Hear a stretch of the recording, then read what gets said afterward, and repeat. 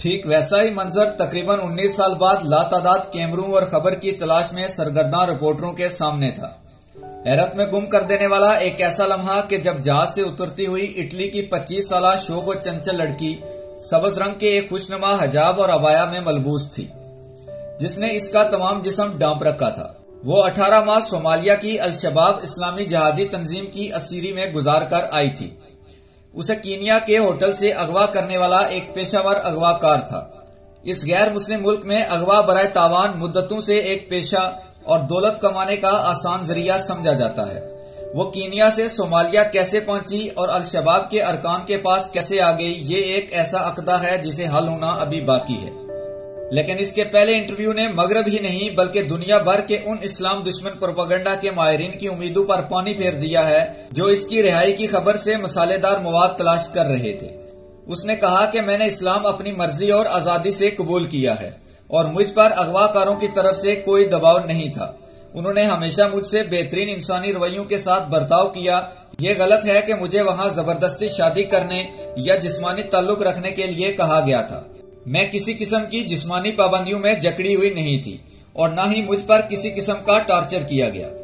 یہ سن کر سب کے چہرے لٹک گئے اور بات کا رخ دوسری جانب موڑ دیا گیا کہ اٹلی کی حکومت دوسرے ملکوں میں جا کر کام کرنے والے اپنے شہریوں خصوصاً امدادی کارکنوں کا دفاع کرنے میں ناکام رہی ہے اور حکومت نے جو تاوان اسے چھڑانے کے لیے ادا کیا ہے وہ دہشت گردی کے کام آئے گا۔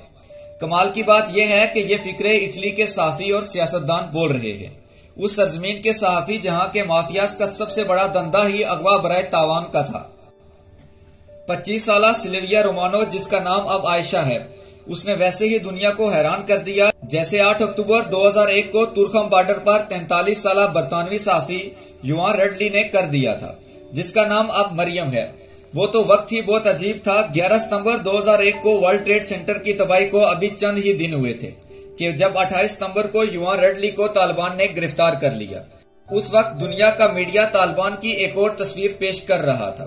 ہر کوئی انہیں خوفناک دہشت گرد اور انسانیت کا دشمن بناتا تھا۔ ریڈلی کی گرفتاری پر پہلی رنگی تو مغربی دنیا اور امریکہ کو اس وقت ہوئی جب پاکستان میں افغانستان کے سفیر ملا عبدالسلام ضعیف نے کہا کہ طالبان نہ کوئی تاوان مانگ رہے اور نہ ہی اس کی رہائی کسی رعایت سے مشروط ہے۔ انہیں صرف ایک ثبوت چاہیے کہ یوان ایک مستند صحافی ہے، کیونکہ اسلام کے اصولوں کے مطابق عام شہریوں اور جاسوسی کرنے والوں کے درمیان واضح فرق رکھا جاتا ہے۔ اس ثبوت کے ملنے کے فوراً بعد اسے رہا کر دیا گیا۔ جیسے ہی وہ تورخم بارڈر پر اپنی گاڑی سے نکلی تو فلش لائٹس اور لاتعداد مائکوں کے سامنے اس سے سب سے پہلا یہ سوال پوچھا گیا، طالبان کا آپ کے ساتھ رویہ کیسا تھا؟ یوان نے فوراً جواب دیا، انتہائی مہذب اور شریفانہ۔ دنیا بھر کا پریس وہاں موجود تھا جو گزشتہ 26 دن سے طالبان کو خونخوار درندے کے روپ میں پیش کر رہا تھا۔ ان کے لیے یہ جواب ایک دوسرے 11 ستمبر سے کم نہ تھا۔ یوان کے اس جواب نے ان کے جھوٹ کے بنائے گئے میڈیا ٹاورز کو زمیں بوس کر دیا تھا۔ یوان کی یادداشتیں اگلے دن سے ہی اخبارات میں شائع ہونا شروع ہو گئی تھی۔ یہ ڈائری اس نے طالبان کی قید میں گزرنے والے 11 دنوں کے بارے میں تحریر کی تھی۔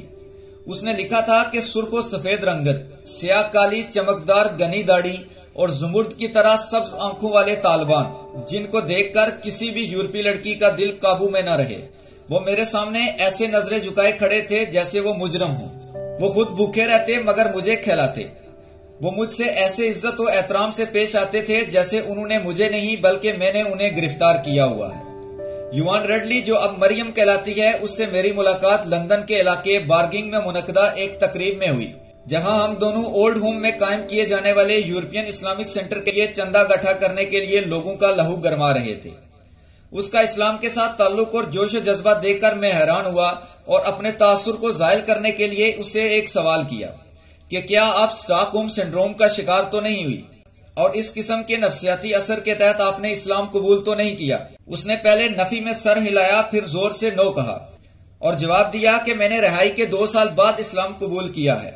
میں افغانستان سے صرف حیرت لے کر آئی تھی کہ یہ اسلام کیسا مذہب ہے کہ جو ان جنگجوؤں کو جنہیں مارنے کے لیے پوری دنیا گٹھی ہو چکی ہے، اس قدر مہذب، بااخلاق اور شریف النفس رکھ سکتا ہے۔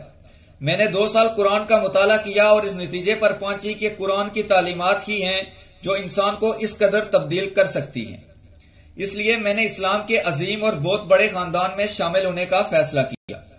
مریم ریڈلی وہی خاتون ہے جب پوری مسلم امہ کے حکمرانوں اور صحافیوں کی زبانیں گنگ تھیں تو اس وقت اس نے عافیہ صدیقی پر ہونے والے بکرام جیل میں جنسی تشدد کے خلاف آواز اٹھائی تھی۔ اسی آواز کا نتیجہ تھا کہ امریکیوں کو عافیہ صدیقی کی گرفتاری واضح کرنا پڑی تھی۔ ہو سکتا ہے کچھ دن بعد سلویہ رومانو، جو اب عائشہ رومانو کہلاتی ہے، کا بھی ایک نفسیاتی تجزیہ دیکھنے کو مل جائے، جیسے مریم ریڈلی کے بارے میں کہا گیا تھا کہ وہ اسٹاک ہوم بیماری کا شکار ہو چکی ہے۔ یہ اصطلاح دراصل ایک امریکی وکیل نے ایک خاتون مجرم کو بچانے کے لیے تراشی تھی۔ کیلیفورنیا کے اخبار کی پیٹی ہیسٹ کو کچھ انقلابی قسم کے جنگجوؤں نے اغوا کیا۔ وہ ان کے درمیان ایسے گل مل گئی کہ ان کے ساتھ مل کر بینک لوٹنے لگی۔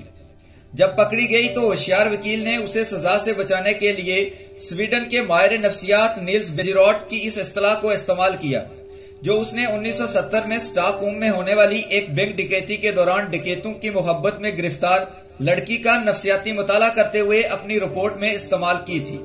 اسٹاک ہوم کے ایک بینک پر ڈاکہ پڑا تو یہ لڑکی وہاں موجود تھی۔ وہاں پولیس آ گئی، ڈاکو چاروں جانب سے گر چکے تھے اور اس لڑکی کو بہت سنبھال کر رکھتے تھے کیونکہ ان کے نزدیک یہی ان کی زندگی کی ضمانت تھی۔ اس لڑکی نے رہائی کے بعد ان کے خلاف عدالت میں بیان دینے سے انکار کر دیا تھا کیونکہ وہ سمجھتی تھی کہ انہوں نے اس کے ساتھ اچھا برتاؤ کیا ہے۔ اٹلی کا میڈیا ابھی تک اس بات پہ الجھا ہوا ہے کہ تاوان کیوں ادا کیا گیا، لیکن ذرا اس صدمے سے نکلے گا تو نفسیاتی تعبیریں کرنے لگے گا۔ لیکن عائشہ رومانو کا اسلام قبول کرنا اور خود کو اس رنگ و روپ میں ڈالنا ایک ایسی تبدیلی ہے جو نفسیات دانوں کی سمجھ سے بالاتر ہے۔ عائشہ رومانو جب ایئرپورٹ سے اپنے گھر جا رہی تھی تو شہر کے تمام چرچ گھنٹیاں بجا رہے تھے۔ انہیں کیا خبر کہ جن کانوں نے اذان میں اللہ اکبر کی عظمت صدا سن لی ہو اور جب دل میں اسلام کی حقانیت رچ بس گئی ہو، وہاں چرچ کی گھنٹیاں اور بالکنیوں پر کھڑے ہو کر پھول نچھاور کرنے سے دل نہیں بدلا کرتے۔